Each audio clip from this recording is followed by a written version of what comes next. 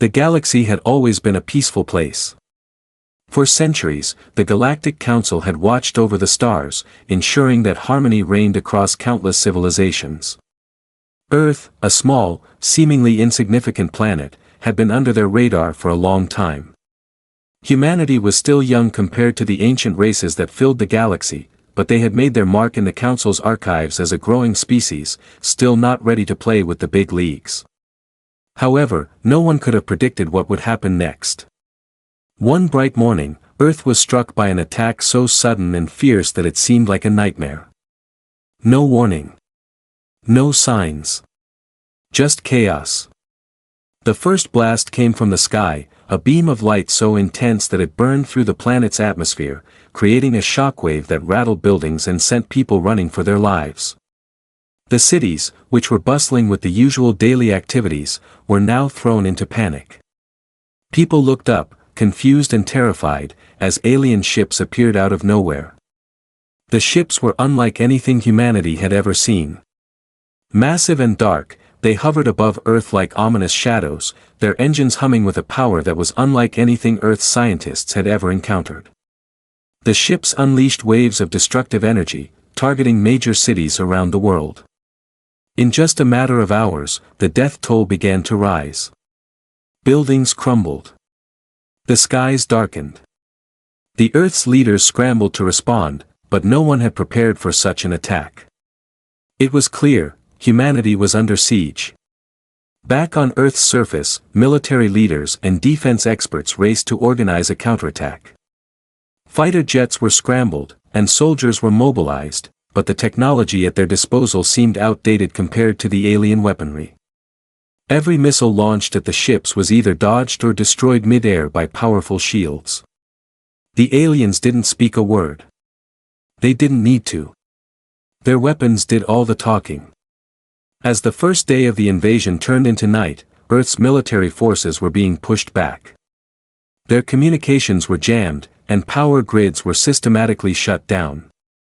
Major cities like New York, London, and Beijing were burning, their once thriving streets now left in ruins. The world watched in horror, helpless to stop the destruction. Governments tried to rally support, but without any real strategy or powerful weapons to fight back, their words were just noise against the hum of the alien ships overhead. In the Galactic Council, the news of Earth's attack spread like wildfire. Council members, who had long viewed Earth as a young species with limited potential, were caught off guard. The Council was used to overseeing peaceful relations between species. This kind of warfare was something they rarely had to deal with. And now, Earth was under siege, and no one knew why. The aliens attacking Earth were a mystery. No one had ever heard of them, and their motives were unclear. What was their goal? Why attack Earth, a planet with barely any advanced technology? The Council's high chambers were in chaos. Some members argued that they should intervene and assist Earth, while others were more cautious, unsure of the potential consequences. Earth had always been a minor player in the galactic community, and many questioned whether their survival was even worth the risk of upsetting the delicate balance of power in the galaxy. Some believed that Earth had angered the wrong people, and this was their punishment. As the Council debated, the situation on Earth worsened. News reports showed the human race fighting for survival, but it was clear that they were outmatched. Desperate calls for help were sent across the galaxy, but no one responded. The Galactic Council, frozen by indecision, remained silent. Back on Earth, hope was beginning to fade. Leaders in major cities made frantic decisions, evacuating civilians to underground shelters in an attempt to preserve some semblance of life. Humanity, united by the common threat, began to fight back with what little they had left. But they were losing. The alien forces were too powerful, and Earth's best weapons seemed like toys compared to their enemies' firepower. It was as if the galaxy had turned its back on them. The first day ended in darkness. The people of Earth could do nothing but wait, knowing that the next day could be their last. And up in the vastness of space, the Galactic Council, still debating, looked on in terror. They had watched countless species rise and fall, but never before had they seen such a force capable of bringing an entire planet to its knees. Earth's fate seemed uncertain, and for the first time, the Galactic Council realized they had underestimated humanity. The second day of the invasion dawned with a heavy sense of despair. Earth was crumbling under the weight of an enemy they couldn't even understand. The alien ships continued their relentless assault, sweeping across continents with ease. Humanity's leaders, once proud and confident, now stood on the brink of defeat. Desperation gripped them as they watched their cities burn and their people suffer. There was no time to waste, the world needed help, and it needed it fast. In a last-ditch effort, world leaders made a unified decision.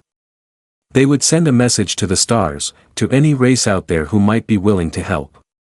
With their communication systems barely functioning, Earth scientists worked tirelessly to broadcast a desperate cry for help across the galaxy. They used every channel, every frequency, hoping against hope that someone would hear them. Please, anyone, help us. Earth is under attack. Our people are dying. We have no defense against this enemy. Please, someone, answer our call. The message was broadcasted with a sense of urgency. The desperation in the human voice was clear, but so was their resolve. Earth's leaders knew they couldn't fight this battle alone. The hope for survival rested on the willingness of the galaxy's more advanced civilizations to come to their aid. But would anyone respond? Back in the Galactic Council, the response was not what Earth had hoped for. Council members sat in silence, their faces grim as they watched the transmission. Some turned away, unable to face the grim reality of a dying world. Others remained cold, uninterested in Earth's plight. Humanity, after all, had always been seen as too young, too weak to make a difference in the grand scheme of galactic politics. Why should we intervene? One council member spoke up, his voice cool and indifferent. This planet has no significance. Let them handle it themselves. Others agreed, expressing concerns about the potential risks of getting involved. Some feared that the alien invaders might be a force too powerful to deal with, even for the combined might of the Galactic Council. The debate raged on for hours, but no one seemed willing to make a decision. The galaxy's fate seemed to hinge on the decision of the few who held the power. Meanwhile, Earth's situation was rapidly deteriorating. The alien ships, despite their destructive power, had yet to reveal their full strength. Reports from military commanders confirmed that the enemy forces had begun deploying ground troops. They were unlike anything humanity had encountered before, towering, heavily armored warriors with advanced weapons and technology. Their presence on Earth sent shockwaves through the planet's remaining defenders. It was as if the alien invaders were unstoppable. But it wasn't just the alien forces that terrified humanity. It was the silence. The Galactic Council's silence. The Council, the one body that humanity had relied on for help in times of crisis, had failed to act. The cries for help from Earth went unanswered, and the people were left to fight for their survival without any outside assistance. The humans, now facing their own extinction, did the only thing they could: they adapted. While Earth's military forces were overwhelmed, the scientists and engineers scrambled to create new weapons and technologies, improvising with what little they had left. In underground labs, humans worked day and night, pushing their limits to develop something, anything, that could help them turn the tide of the war. Across the planet, groups of civilians rallied together, fighting to protect their homes and families. Resistance movements sprang up in every major city, with ordinary men and women taking up arms and organizing against the invaders. They didn't have the same firepower as the aliens, but they had something that the invaders didn't: the will to fight for their survival. The human spirit, despite the odds, was alive and burning. As Earth's last hope rested in the hands of its people, something unexpected happened. In a remote corner of the galaxy, far from the reach of the Galactic Council, a small fleet of ships began to move. The ships were old and worn, but their engines roared to life with a sense of purpose. They were a ragtag group of alien races who had watched Earth for centuries. They had seen the potential in humanity, the raw courage that the Galactic Council had dismissed as nothing more than a fleeting spark. These aliens, once neutral in the affairs of the galaxy, had decided to answer Earth's call. They couldn't let the planet fall. They couldn't let humanity perish. The fleet, though small, was filled with warriors, engineers, and scientists from different worlds who had formed an alliance out of respect for the human race. They were the first to stand up and offer aid. The journey to Earth was long, but their determination never wavered. As the fleet moved through space, the message of hope spread through the galaxy. The Council, still paralyzed by their own indecision, watched in stunned silence as the fleet made its way to Earth. Back on Earth, the humans continued to fight, unaware that help was on the way. The battle was far from over, but for the first time, there was a glimmer of hope. Would this unexpected alliance be enough to save them? Or was it too little, too late? Only time would tell. As the days passed, Earth continued to endure under the relentless assault of the alien invaders. The once vibrant cities now stood as crumbling monuments to a world in chaos. The military had been overwhelmed, and many of the world's governments had collapsed under the pressure. But humanity, never one to give up easily, was not defeated yet. While the armies of the world fought with everything they had, it became clear that conventional weapons were useless against the advanced technology of the alien forces. Tanks, fighter jets, and missile systems were all reduced to scrap metal, their impacts barely even scratching the alien ship's shields. Earth was being slowly but surely crushed beneath the boot of an enemy it didn't understand. But something deep inside the hearts of the human race sparked. The people of Earth were not going to let their world fall without a fight. As large-scale military operations crumbled, a new form of resistance began to rise. Small, determined bands of civilians, soldiers, and scientists, people from every walk of life, joined forces to wage guerrilla warfare against the invaders. They had no chance of winning with traditional tactics, but they had something the aliens lacked: the drive to survive. They knew they were up against insurmountable odds, but they had one advantage: their refusal to give up. In underground bunkers and hidden labs, human engineers and scientists worked day and night, repurposing the remnants of their destroyed technologies. Makeshift weapons and experimental shields were quickly developed. Human ingenuity, born from the necessity of survival, had ignited a fire in the hearts of those who remained. Humanity had always been resilient, and now, it was their only hope. Among the resistance, one name began to surface: Commander Elias Kane. A decorated war hero, Kane was a leader who had long believed in Earth's potential to defend itself, even in the face of overwhelming odds. His calm and strategic mind became the cornerstone of the resistance efforts. Kane understood that Earth couldn't just fight back with brute force, it needed to outsmart the invaders. He knew the aliens underestimated humanity, and that was something they could use to their advantage. Commander Kane's strategy was simple but daring. He decided to strike at the heart of the alien forces, one of their supply ships, which he believed was vulnerable to sabotage. If they could destroy it, the aliens would be forced to pull back and rethink their approach.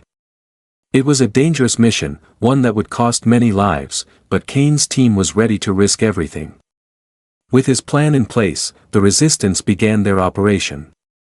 They infiltrated one of the alien-controlled cities under the cover of darkness, moving swiftly and silently. The alien soldiers, though technologically superior, were not accustomed to facing such organized and determined resistance. The human fighters used every tactic they could to confuse and overwhelm the invaders. Buildings that once seemed invincible were now being used to their advantage, rigged with traps and explosives.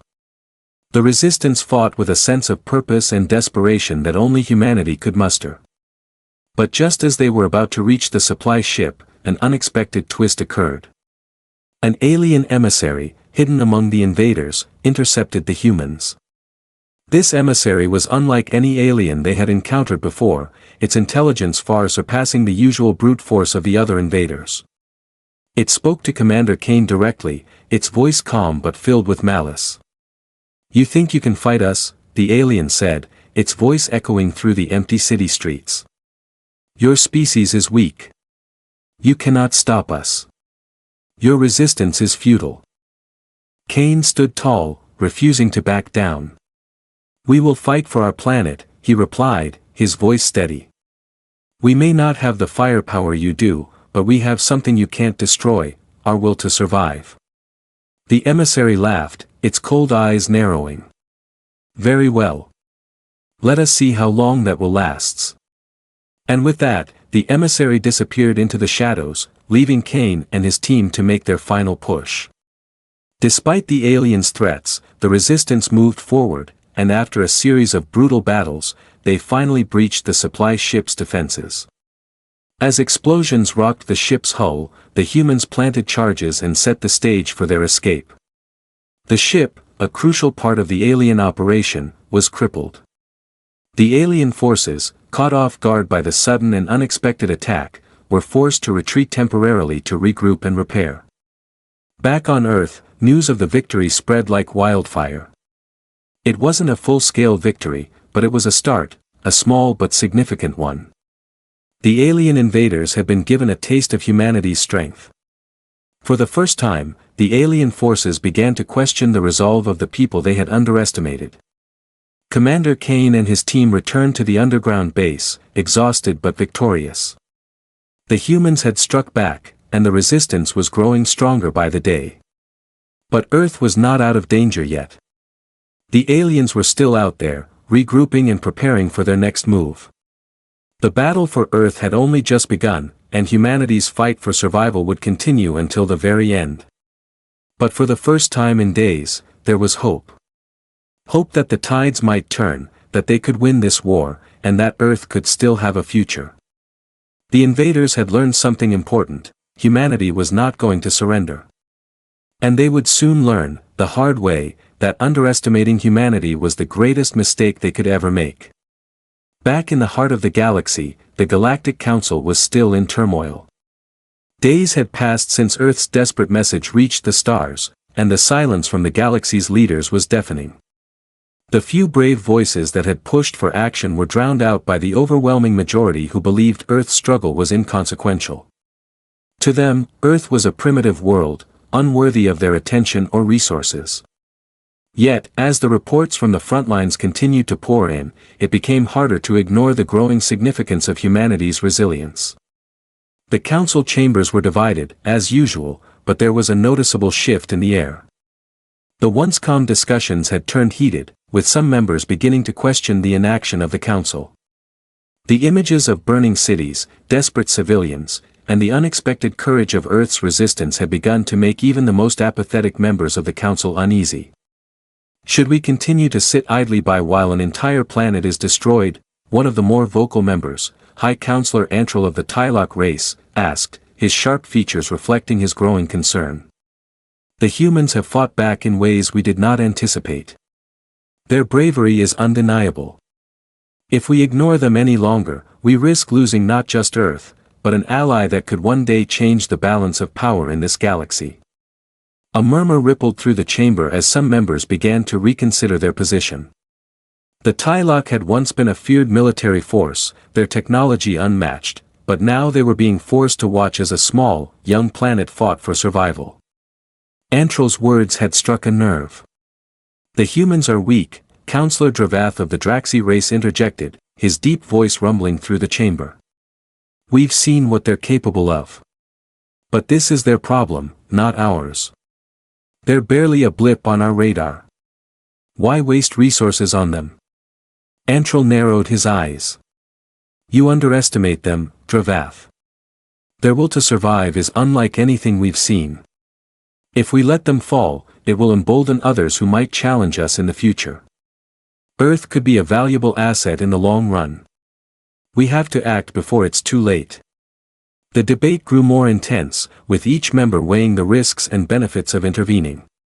There were those who feared the political ramifications of getting involved in a conflict they didn't fully understand, and others who feared the growing power of the alien forces attacking Earth. Meanwhile, humanity's fight continued, growing stronger with each passing day. Despite the internal division, a decision was finally made. The council was divided, but a small faction of influential members agreed that action had to be taken. They couldn't ignore Earth any longer. They couldn't risk letting a species with such untapped potential fall into the hands of the invaders.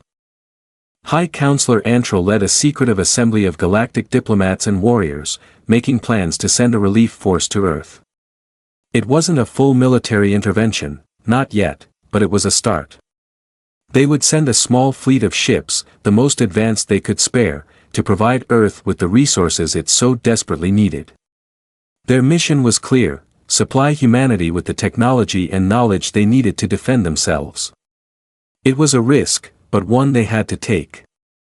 Meanwhile, Commander Elias Kane and the Resistance continued to fight on Earth. With the supply ship sabotaged, the alien forces had temporarily pulled back, reorganizing and attempting to repair their damaged fleet. The break in the fighting had given humanity a chance to regroup, but they knew the peace wouldn't last. The aliens would return with greater force. The Resistance had grown in strength since the successful sabotage. The humans had developed new tactics, employing guerrilla warfare with surprising effectiveness. They knew that they couldn't face the invaders head-on with brute force. Instead, they relied on hit-and-run attacks, sabotaging supply lines and destroying key alien infrastructure. Humanity's ingenuity had become their greatest weapon.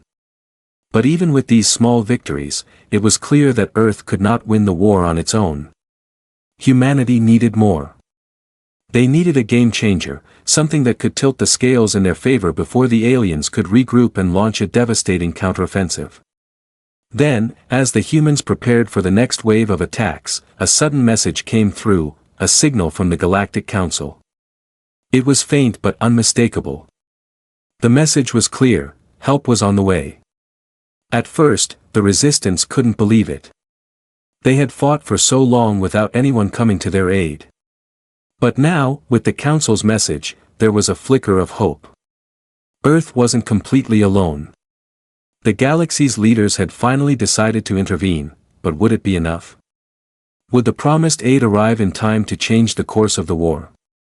The waiting began. Commander Kane knew that the next few days would be critical.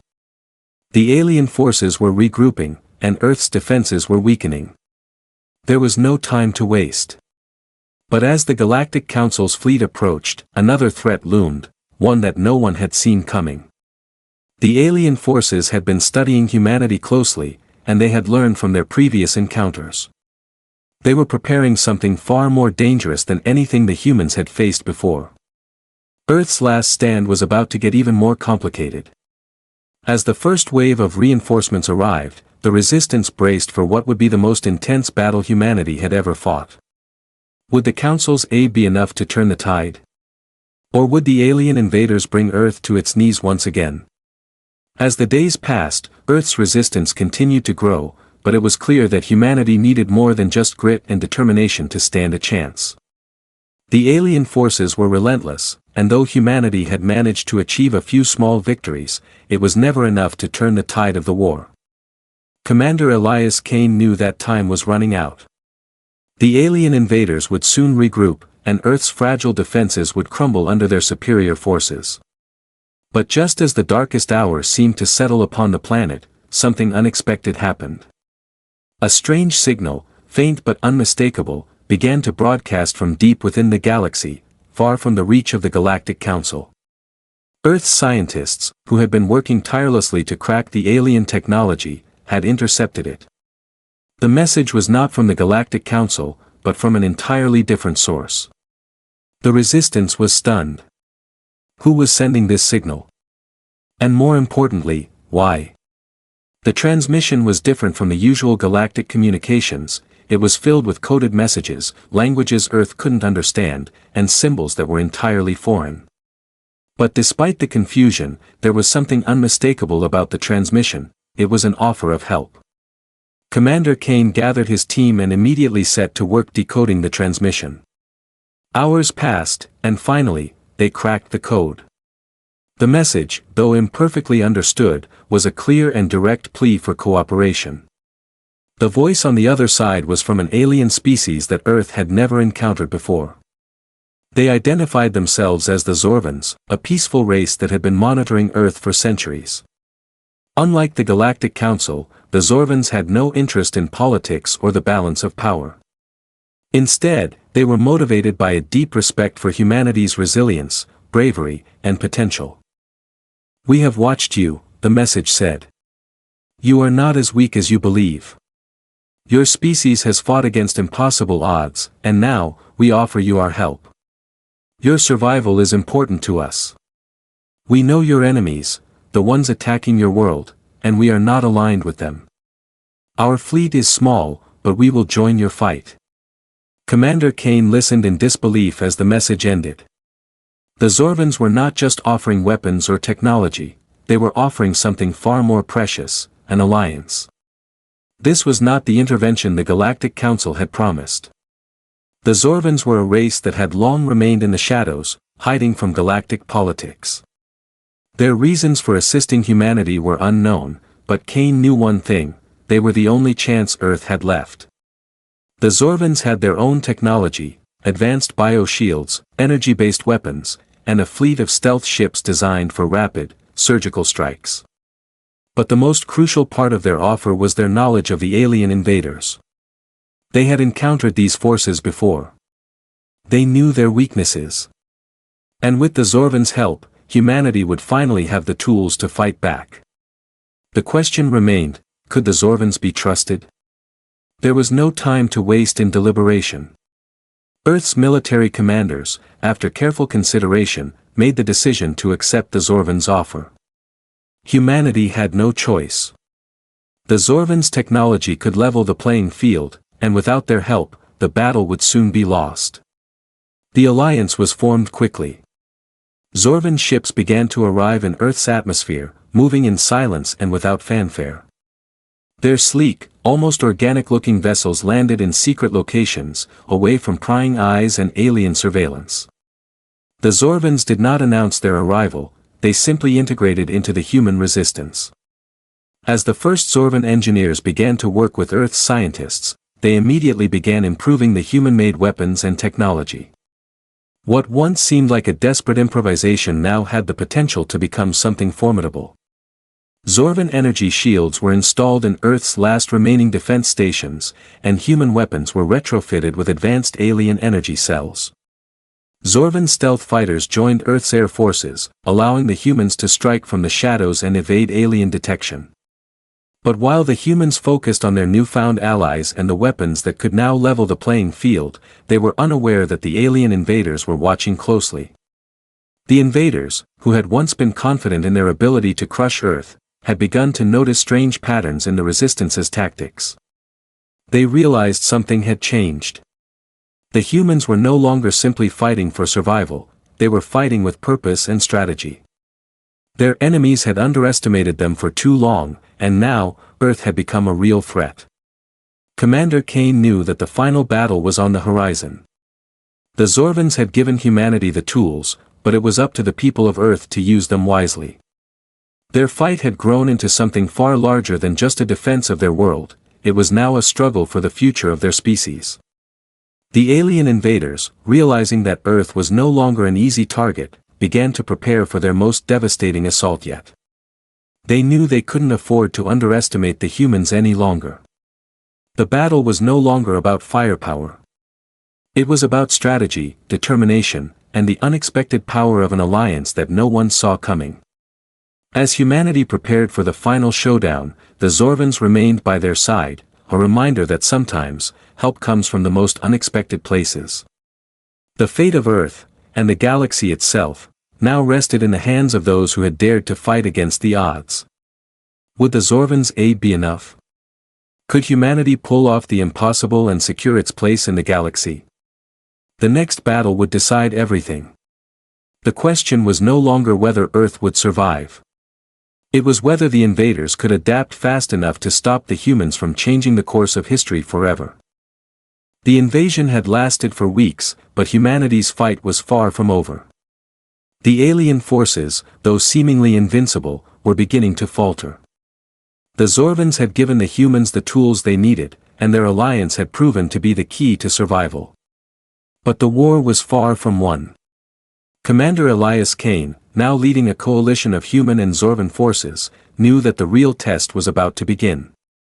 The alien invaders, their once unstoppable momentum now slowed, regrouped. Their fleets, though formidable, had sustained serious damage during Earth's counterattacks. The supply ship sabotage, combined with the unexpected aid from the Zorvans, had crippled their offensive.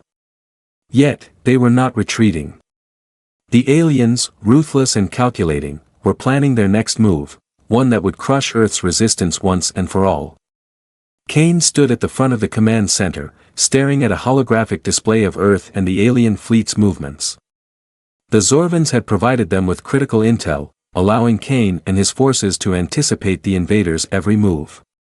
But even with all their advantages, the next battle would be the hardest yet. The enemy had learned from their previous mistakes. They were adapting, preparing for the inevitable counteroffensive. "We've hit them hard," Kane said to his team, his voice steady but filled with a sense of urgency. "But they're not done yet. This next wave is going to be their biggest. We can't let them regroup. If they get the chance, we'll be facing a full-on planetary invasion."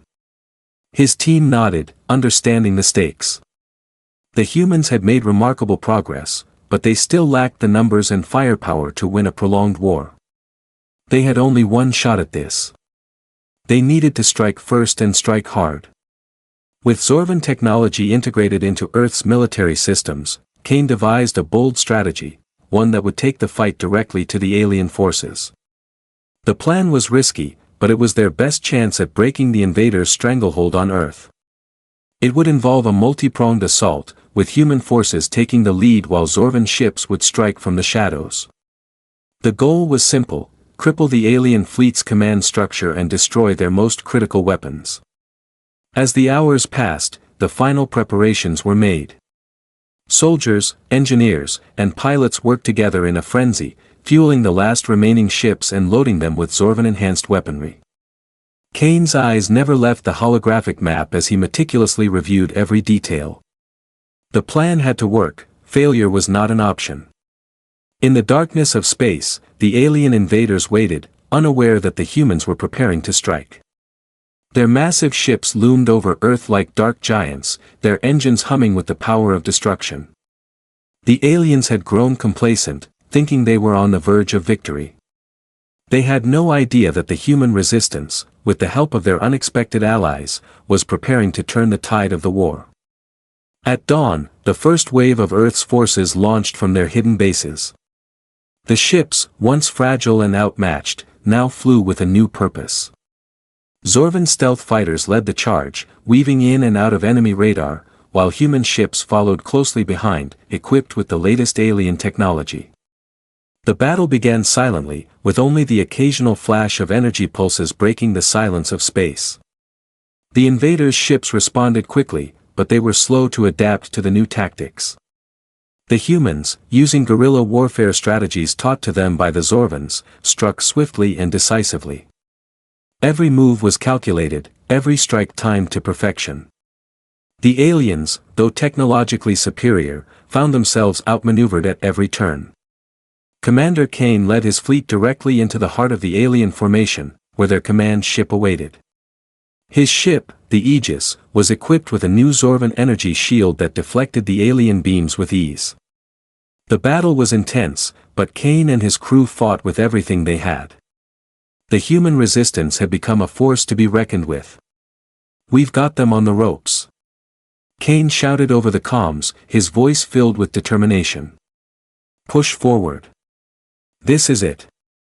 But just as the humans began to believe they were on the verge of victory, the unexpected happened. A new wave of alien ships, larger and more heavily armed, appeared from the depths of space. The invaders had been holding back their strongest forces, waiting for the perfect moment to strike. The new ships were equipped with devastating new weapons, designed specifically to counteract the Zorvan bioshields and energy-based technology. The aliens, now desperate, launched a ferocious counteroffensive. Earth's fleet was caught in the crossfire, with several ships going down in a blaze of explosions. The battle had taken a sudden and terrifying turn. Commander Kane's ship was heavily damaged in the ensuing chaos, its hull breached by a direct hit from the enemy's new weapon. Yet, even in the face of overwhelming odds, Kane refused to back down. He was a leader, and he knew that retreat was not an option. With his ship in critical condition, he ordered a final, desperate assault on the alien command ship. "This is it," Kane muttered to himself, as his crew prepared for what could be their last mission. "If we take out their command ship, the entire fleet will fall." With his final orders, the humans and Zorvans launched one last strike.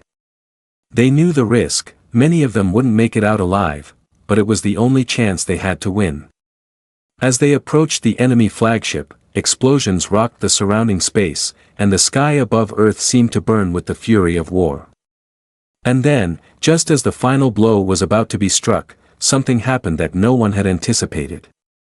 A single Zorvan ship, the largest of its kind, appeared out of nowhere. It was a harbinger of something greater, something no one could have predicted, a weapon so powerful that it could change the course of the war forever. In that moment, the tide of battle shifted once again. Would this new weapon be enough to finally end the war? Or was the galaxy on the brink of something far darker than anyone could imagine? The massive Zorvan ship that had suddenly emerged from the darkness of space was unlike anything humanity had ever seen. Its sleek, organic design shimmered with a light that was almost alive, as if the ship itself were a living creature, breathing with the rhythm of the galaxy. It was far larger than any of the alien ships, dwarfing even the command ship that had been the focal point of the invasion. The ship, a Zorvan dreadnought known as the Aeon's Heart, was equipped with a weapon so powerful it could obliterate entire fleets in a single blow. The moment it entered the battlefield, everything changed. The Aeon's Heart did not just engage the invaders, it tore through their lines. Energy beams pulsed from its massive cannons, each strike hitting with the precision of a surgeon's blade. The alien ships, caught off guard by the sudden appearance of such overwhelming power, scrambled to retaliate. But their efforts were futile.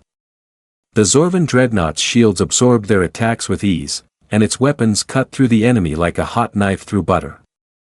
Commander Kane, his own ship still reeling from damage, watched in awe as the tide of battle shifted before his very eyes. The Zorvans had brought more than just technology, they had brought the means to destroy their enemies with a ferocity and grace that no one had thought possible. "The Aeon's Heart, it's unstoppable," Kane whispered, a sense of awe filling his voice. He had fought for days, but now, with the Zorvan's dreadnought leading the charge, it felt as though victory was within their grasp. But even with the dreadnought's overwhelming power, the battle was not yet over. The alien invaders, though taken by surprise, weren't without their own defenses. Their command ship, despite being crippled, still fought back with deadly precision. The alien forces had been reeling, but now, seeing the sheer power of the Zorvans, they rallied. Their new weapons, designed specifically to counter the Zorvans' advanced technology, were deployed in a desperate last-ditch effort to stop the Aeon's Heart. The Zorvans, however, had expected this. They knew their enemies would adapt, and they were ready. The Aeon's Heart unleashed its final weapon, a devastating, planet-wide shockwave of energy that rippled through the galaxy, creating a barrier of protection around Earth. The alien weapons that had previously torn through human defenses now shattered against the energy field. The invaders' most powerful weapons, once seen as an unbeatable force, were rendered useless. Earth's fleet, reinvigorated by the sight of the alien forces faltering, rallied. The resistance fighters, seeing the invaders' strength begin to wane, launched a coordinated attack. Zorvan and human forces, working in tandem, tore through the remaining alien ships. The battle was far from won, but the invaders, now reeling from the combined might of Earth and the Zorvans, began to retreat. But just as Earth's forces began to press their advantage, the unthinkable happened. The alien command ship, severely damaged but still functional, began to pulse with an ominous energy. A massive portal opened above it, a rift in space itself. From within the portal, something emerged, an entity unlike anything the galaxy had ever seen. It was not a ship. It was not a weapon. It was something alive. The entity was colossal, its form swirling with dark energy, as though the very fabric of spacetime bent around it. Its eyes, or what could be perceived as eyes, glowed with an unsettling, malevolent light. The energy from the rift cascaded outwards, distorting everything it touched. The Zorvans and humans, for the first time in this war, felt fear. Kane stared at the new threat, his heart pounding in his chest. "What in the galaxy is that?" he muttered to himself, his voice barely audible over the chaos of the battle. This is why the aliens attacked Earth," the Zorvan commander said grimly, his voice filled with a mix of dread and determination. "The entity you see before you is the true force behind their invasion. It is called the Obsidian Wraith, a being of unimaginable power, born from the dark corners of the universe. It feeds on energy, on destruction, and it will not stop until everything in its path is consumed." The Obsidian Wraith was not just a weapon. It was a force of nature, capable of erasing entire worlds from existence. And now, it was heading straight for Earth. The alien invaders had unleashed their ultimate weapon, and humanity, still reeling from the invasion, now faced a threat beyond anything they had ever imagined. Kane's eyes narrowed. "We've faced impossible odds before, but this is something else. We have to stop it." As the Obsidian Wraith advanced, its presence alone sent shockwaves through space, rippling the very fabric of reality. Earth's resistance was no longer about repelling the alien invaders. Now, it was about survival on a scale no one had ever dreamed of. The Zorvans had given humanity the tools to fight back, but could they truly defeat something so vast, so ancient? The Zorvans, sensing the gravity of the situation, made a desperate decision.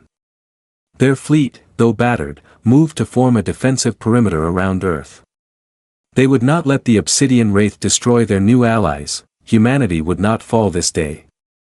But in the face of such overwhelming power, Commander Kane knew that they couldn't just fight the Wraith with weapons.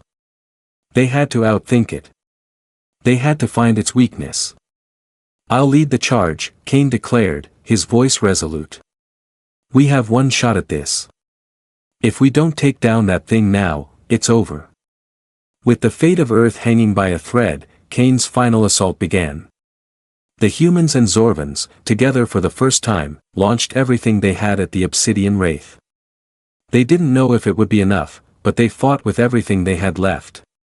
The galaxy watched, holding its breath, as Earth made its last stand. Would humanity survive, or would the Obsidian Wraith erase it from existence, just as it had done to so many others before? The final battle for the fate of Earth had begun.